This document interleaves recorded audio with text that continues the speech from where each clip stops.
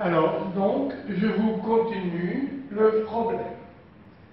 Voici le dessin du code de révolution dont on a parlé.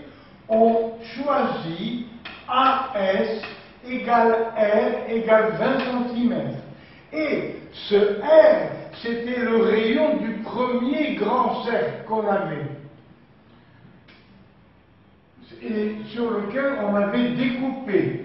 Voilà, on avait, vous voyez, un cercle de rayon R, on découpe un secteur qu'on enlève complètement d'angle alpha, celui qui reste a pour mesure θ. Et avec l'arc AB, celui-là que je vous montre, on va superposer A et B pour faire ce cercle de rayon L plus petit que R. Après, on choisit R comme génératrice pour former le cône. Donc, le R qui est là, c'est le R du grand cercle qu'on avait tout à l'heure. Donc, on choisit AS égale R égale 20 cm. Premièrement, montrer que le volume du cône, en fonction de sa hauteur h, est 1/3 de pi fois 400 moins h2 fois h. Bien. Alors, on va commencer par ça. Dans le texte, ils ont donné le volume, c'est-à-dire 1/3 de la base par la hauteur. Alors, la base, c'est, vous voyez, un cercle de longueur L. Quelle est la mesure de la base? L'aire de la base. Eh bien, c'est l'aire d'un cercle de rayon L.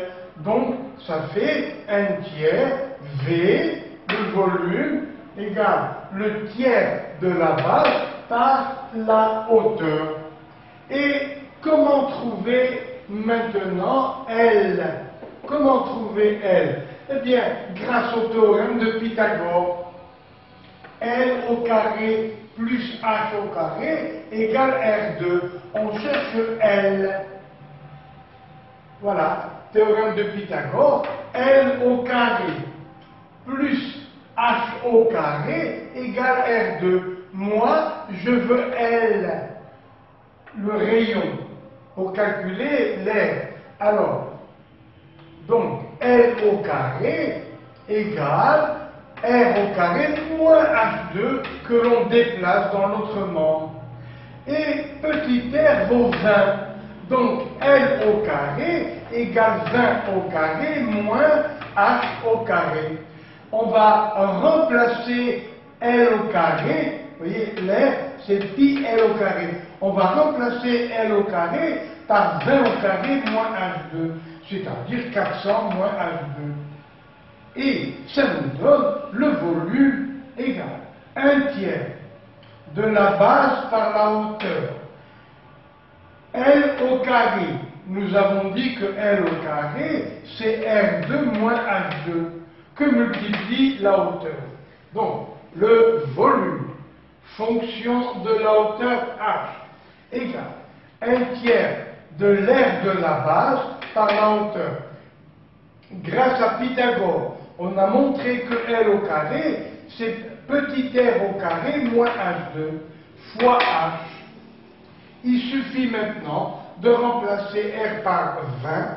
20 au carré, ça fait 400. Et on a le volume en fonction de la hauteur, 1/3 de pi, 400 moins H2 fois H. Et voilà. Alors, dans la question suivante, je vous la lis. Justifier, ça veut dire prouver qu'il existe une valeur de H qui rend le volume du cône maximum donné cette valeur. Bien. Alors, voilà le volume du cône, fonction de H.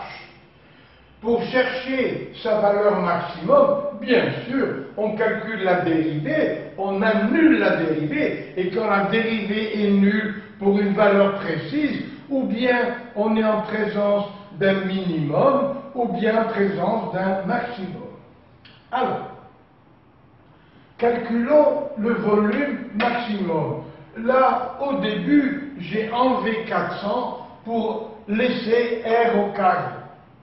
Alors, le volume V est égal à 1/3 de pi fois L au carré, c'est-à-dire R2 moins H2, fois H. Je multiplie H par ce qui est là. Ça nous fait 1/3 de pi, R carré H, moins H au cube. Pourquoi? Parce que ça nous fait un polynôme en H et on va pouvoir prendre la dérivée facilement. Quelle est la dérivée de H? C'est H la variable. Donc, sa dérivée c'est 1, puisque c'est H la variable. Donc, ça nous fait V' égale 1/3 de pi. Alors, la dérivée par rapport à H, c'est R au carré, moins la dérivée de H au cube, c'est 3H au carré. Bien, maintenant nous avons la relation A carré moins B carré qu'on va décomposer. Ça fait R moins H racine de 3, facteur de R plus H racine de 3. Mais bien sûr, H est positif, donc ce nombre est positif. Donc la dérivée V' de H a seulement le signe de R moins H racine de 3. Alors on écrit R moins H racine de 3 égale 0. Ça fait, en déplaçant dans l'autre membre, H racine de 3 égale R. Donc à quoi est égal H qui rend le volume maximum? Eh bien H c'est R sur racine de 3. Le voilà. H varie de 0 à grand R.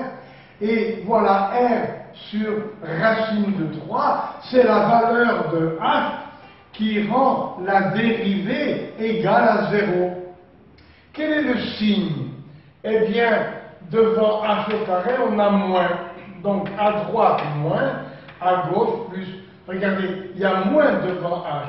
Moins racine de 3 devant H, donc moins à droite et plus à gauche pour la dérivée. V'. Alors, quand la dérivée est positive dans cet intervalle, la fonction V est maximum. Regardez, elle est croissante jusqu'au moment où H égale R sur racine de 3.